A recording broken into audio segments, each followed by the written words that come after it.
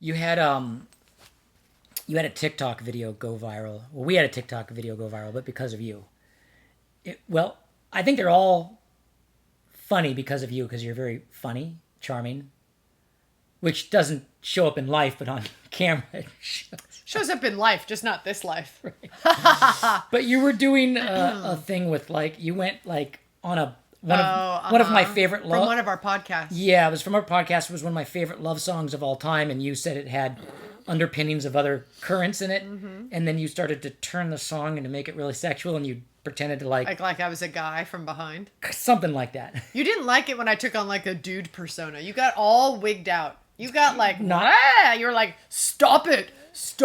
You didn't like that persona on me. Yeah, you're kind of tough anyway. You have cojones anyway, and which I like for life. Well, so much on this fucking focus mode, not with that's why I put it. Some stupid little. I don't think focus works. Apparently it's all over focus. I've turned off everything, but it wants to let me know that it's time to feed the mosquitoes or something. I don't know. What was I saying? Oh, you don't like it when I act like a dude. Yeah, I'm not into it when you act like a dude. I'm like, in the marriage, it's not fun for me when you get dudeish. I was making a joke. Yeah, I know. And it was funny. Other times I get dudeish? Yes. You could be dudeish. A little bit. Dudeish at times. So now you know what it's like. What would it be like? On how annoying it could be. Ha ha ha. Oh. Did I make a point just now or no? No. Okay. What would you do if you had a husband that was super, like a cliche, like Harley. Like a Chad. Like a total just macho dude. I don't know. I don't even know how to evaluate that because I've been with guys like that. Well, I was with a guy like that when I met you. You and me haven't been single since the 50s, so that was like a different era, Jenna. But I mean, I've been with a couple guys like that. I dated two guys that rode Harleys. Yeah, and it didn't go well, right? Well, I didn't end up with them eventually. Ultimately, did I? Well, okay, yeah. See where I ended up? Right, into the arms of me. That's right. So, right. Well, I wouldn't mind a wife or a version of you as my wife that was slightly more feminine? Subservient. Not gonna happen. Subservient? What the fuck is that? My mom told me that one time, my parents were married for 60 years. And my mom is a total feminist. And she's stubborn and feisty, and she's also one of the dearest friends you can have, loyal, she's generous, she's so thoughtful. But she don't want to have her hold a grudge on you. And she's from a different generation too. Yeah, but one time my dad, when they were very first married, 65 years ago, my dad is not with us any longer, but he would never say this now if he were alive. He learned his lesson really quick. He said to her, "You will obey." And my mom was like, "Never in my life have I obeyed. And I'm not starting with you." I could see your mom saying that. With the eyebrow. Yeah, with that eyebrow arched. Yes. Oh, I love your mom. And that was that. And she raised me to arch your eyebrow just as much, and you arch my eyebrow. You arch your eyebrow. You can't. That's genetic, honey. It's really nothing I can do about it. But to be independent and be able to take care of yourself no matter what. So I just have that. I don't know. Does my that come dad, off dude-ish? My dad, who started out as a super avant-garde hippie, musician, artist, hit the 80s from the 60s and 70s, where he toured all over the world with the Mystic Knights of the Oingo Boingo, which was his band before he left it to his younger brother, my uncle. And he was an avant-garde hippie musician. Then in the 80s, he became like a real estate agent and had a French wife who had dinner at the table every day at 5 p.m. Mm-hmm. And he went from being a super big liberal hippie to very sort of 80s yuppie. Uh-huh. And she did the laundry, she cooked dinner, he came home from work, dinner was on the table, and if dinner was a little late, he would like freak out or threaten to go out to a restaurant. That was just because my dad had a notorious streak of getting low blood sugar cranky, where he's the nicest guy in the world, 99.9%. Everyone knows my dad is the most loving guy in the world. Very affable. Yeah, very friendly. But when he gets hungry, he turns into like a monster for like 3 bites in, and then he's like, "Oh, this dinner's delicious. Why, thank you." But so I grew up seeing him kind of like make his French wife at the time slightly subservient, I guess is the word, or very traditional. Maybe that's a better word. And then I didn't see it in my mom's house at all, obviously. And I grew up not knowing which version I wanted. I just fell. So you got a little bit of both. I just fell in love with you, but you're very much like a dude in many ways. You're very, God. Anything I say is going to be taken wrong nowadays. Now the only correct way of having a podcast that doesn't get you into trouble is to just be quiet and play a music video over it. No. But you're very tough. I'm tough. And you're a bit like one would say like a dude in some regards. Okay. Except you're freaking hot. So then there's that entire side of you. So you're a bit of a walking contradiction for me. Yes. And 31 or 32 years into our relationship, I think I know less about you now. I've found you to be a very mysterious lady. Okay. And even more so over the last decade. I was telling a mutual friend of ours, she's a mutual friend of ours, and she adores you and admires you a lot. She was like, "Your wife is fucking awesome." And I was like, "I know, but I don't think I know her that well anymore."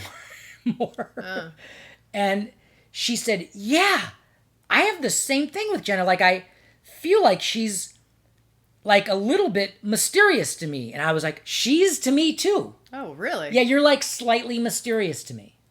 Which I guess I love, and it keeps everything on its toes. But is there anything about me that's mysterious? No. Because you're nonstop. Nonstop. No, but you express everything that goes on through your head. Okay. So I always know where you're at. You know what? That's interesting. That's right. I do express everything that's in my head, and you're very mysterious. Still waters run deep.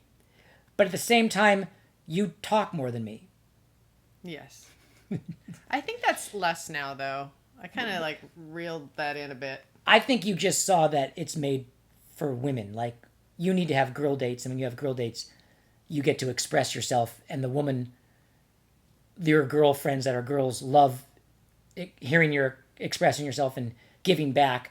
And it's not really something guys that I found, husbands sometimes, like to engage in. These are all stereotypes we're talking about, and of course, every 100th of a second, you break stereotypes all across the world. I'm just talking about my marriage with Mr. Elfman here. That's all I'm talking about. I'm just talking about my marriage with my husband, Jenna. That's all I'm talking about. You know, I think I was trying to, I think I was always I grew up in a cul-de-sac with 4 boys who were my playmates. I didn't, have girls who I played with until I was, regularly in ballet class, which wasn't until... I didn't have my ballerina tribe until I was 14 or 13 or 14. So my whole life growing, and I didn't really have that many friends at school. I didn't ever feel comfortable at school. I had one friend who I would kind of go to her house, but we weren't even besties, you know? I was besties with the boys. Yeah. So I would break dance in the street with them. That's I cute. would play basketball with them. My next sibling, I'm the youngest. My next sibling closest to me is my brother. Yeah. Who I love. Yeah. He was 10 years older than me. He was a football player. So I was always climbing on him and playing with him. And you relate well to men. I do. I'm really comfortable around men. I'm much more comfortable around men than I am around women. I'm going to share something that I think is personal for us. And it may not... let me see how I can describe this. I have found, having been with you now for a long time, I have found there are the girlfriends that you keep the closest to that you've had for many, many decades are very confident women. Yes, there's 3 of them. Yeah, and there's a few. There's 3 main ones. There's 3, and then that are my my aortas, like my... And have been there for forever decades. And always will. But the thing about all of them is they're incredibly confident and they're not catty at all. Zero. Okay. No competition whatsoever. I have found that girls that are slightly insecure... I can't do it. No, but they don't know how to relate to you because... How do I describe it? You're very confident. And you don't play those games. Those catty games or that. Yeah. I hate them more than I can even express how much I hate them. Yeah. So I don't like competition with other women. Yeah. I never have. I've never even been inclined to be competitive with other women. Never. Not. Someone recently, I was talking about how I was a dancer. Did I cut off your train of thought? No. Go ahead. I was talking about how I used to be a dancer. Like, oh, dancers are so competitive. I was like, huh?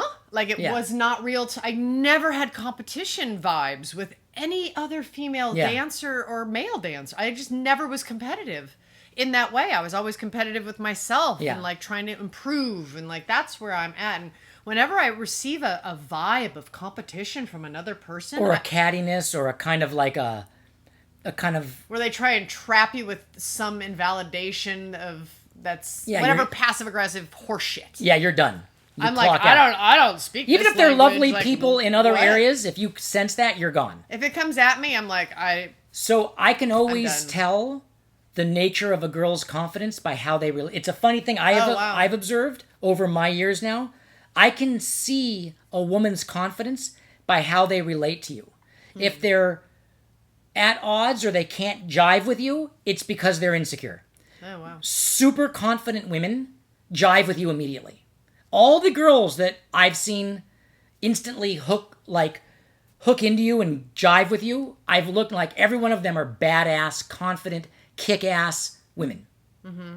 And women that I've seen had a hard time hooking into you or relating with you, all of them were insecure, catty, or very introverted on who they were, so they couldn't get into you. Mm-hmm. All the ones that did were I said it 3 times, but that's like an instant thing for me on I can see how a woman relates to you, where they stand within their own life. Yeah, it's an interesting thing. I've seen it. Yeah, I just don't. I enjoy the conversations of other women who know where they're at and they know what their gift is in the world. Yeah, and they just do it. Yep. And because they're confident in their gift in the world and they know what they have their own value and what they bring to the world and are oriented to it, it's like super fun to communicate and roll. It's because the conversations are about higher things. Do you know what I mean? It's not the conversation, and they receive... When you want to help each other as girlfriends, they receive that because they like have a place in the world already for how they navigate. So they're like, oh yeah, okay, let me see where that fits. You always like to help, and you're not about holding back help for competition. Like you just give. No. Yeah. I hate that. So I just don't know why we're on Earth. Like, what are we doing if that's how we're operating with each other? I hate it. And so when people are that way to me, I get really uncomfortable because I don't speak that language. It's like when you're in a foreign country and you don't have a translator and you don't speak the language, you just feel a little after a day or two. Yeah. You're like, that's how I feel when I receive that from others. Which reminds me of a Jenna story, since we're all having a Jenna jerk-off podcast. Which how this became this way. Well, it's kind of fun. I'm having a good time. Okay.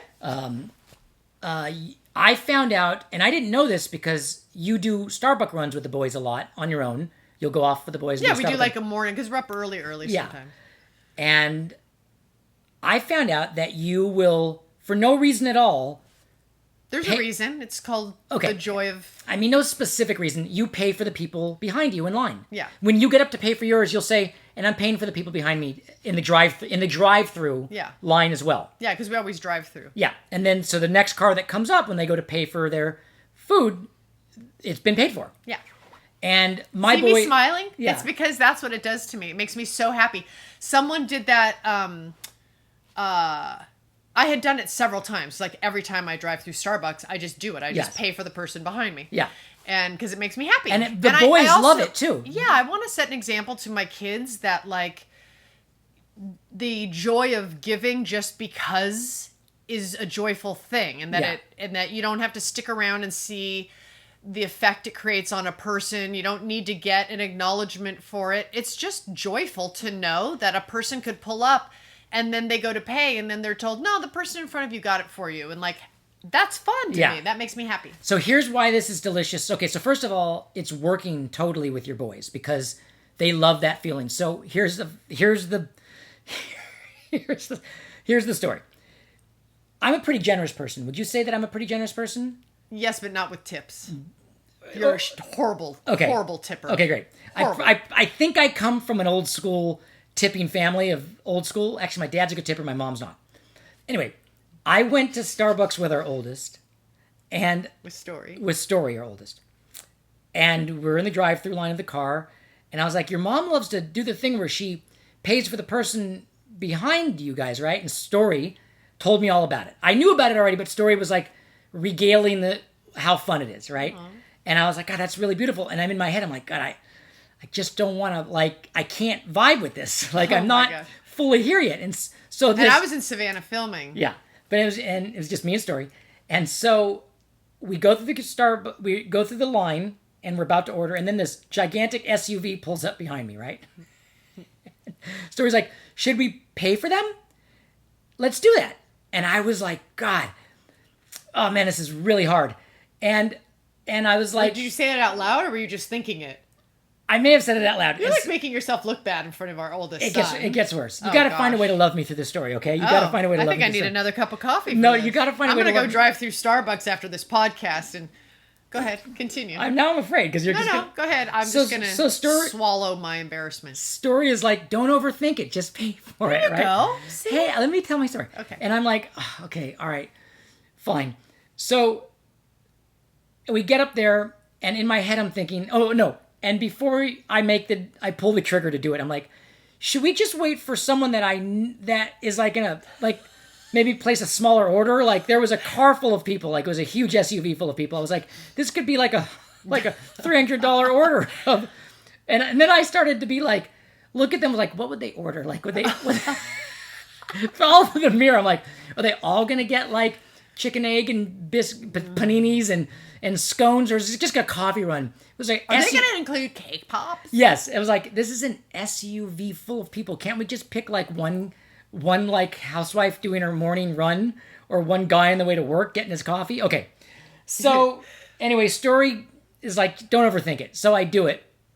I pay for the car behind me, and I didn't even look at how much it was because I didn't want to know. Right, I just was like, all right, there you go. Yeah. Then we pull around, and Story's like, let's see if they're like happy about it, which is sweet because he wants to see. So I pull around and kind of park, and me and Story are both sipping our Starbucks drinks, and it was cute because the car full of people like get their stuff, and then they're like looking at, like the girl at the teller is pointing, and then they're looking at us, and then it was like almost like, now it kind of looks like my son and I are picking up on the SUV full of girls. Because all the SUV full of girls look at my son and I, and now Story's like holding his drink. It's like when a girl's at a bar and like the guy orders the drink from down the bar. Yes. Now I saw it was an SUV full of girls. Story may or may not. He was just saying don't overthink it. But now it looks like my son and I are hunting Starbucks drive-thrus, picking up on carfuls of girls. Okay, that's funny. And I think they all had the kind of the young mom vibe. Oh my God. So it just looked like we're cruising for young moms. So now Story's holding his drink and they all look at us, and Story's like, drive. So I'm like, and I peel off. That's really funny. So anyway, now there's a picture of us at the Starbucks line where it's really like wanted. Well, you know what was really cool? That's really funny. Yes. And that's a funny way to pick up chicks. Not that that's what you were doing, but that's actually kind of funny. It's a much less expected way of picking up on a girl. You know, what was cool was one of those times in between. One of my Starbucks runs. Yeah. I pulled up and I said, "How much is it?" And she goes, "Oh no, the person in front of you got it."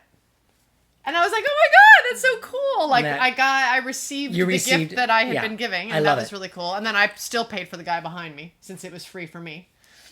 You're such a sweetheart. Because that was really fun. May I tell one more story about looking and picking up girls? Checking people out and looking at girls. Yeah. And because we'll end the podcast with this, because I thought it was a very monumental day in my life as a dad. Oh, yes. All right. Okay. I was on a drive with my youngest, a 12-year-old boy. 12-year-old boy, Easton. And we sometimes like to drive around the neighborhoods of Austin and look at fun places, and it's just fun. That's our family. That's our time together. We just I do drive. that with the boys too. Yeah. We'll get Starbucks, and then we have a place we like to park and have an overlook, or we just drive around and look at things. So Easton is like leading the way. He's like, you go there, make a right, make a left. And we ended up at like this boat dock by the river. I don't even know what the river is called, because it's the Rio Grande, but it's the part of the Rio Grande that's Lake Austin. Yeah. Okay. It depends on which side of the dam you're on. Don't know which the side. The of the lower dam. side is Lady Bird Lake. The upper side is Lake Austin. And anyway, then there's Lake Trout. There was some college kids, like 15 of them, all hanging out at the boat docks. Kids? Like college age. Girls. Guys and girls. Guys and girls. Okay. And one of them, and we stopped and we're looking at the water, and it's beautiful. And this one girl came out of the porta potty or whatever, and was walking across to join her friends, her group, her gaggle of college age friends. And she was wearing the smallest, like, string bikini up her butt that you could possibly imagine. And she had a spectacular body. Mm-hmm. And I noticed the butt and then just was like, cool. And I glanced at Easton, and Easton, for the first time ever that I've observed, he was like, his head was craned and his laser vision had gone in the eye on her butt, jiggling as she was walking away from us. And he went, so there's that. And we spent the next 6 seconds watching that ass walk to her friends. And then it was time to go and drive away. And it was a great moment because nothing really needed to be said. It was just a great bonding moment between father and son. Bonding over a woman's ass. A great ass. And that's how you bonded with your dad. And there's that.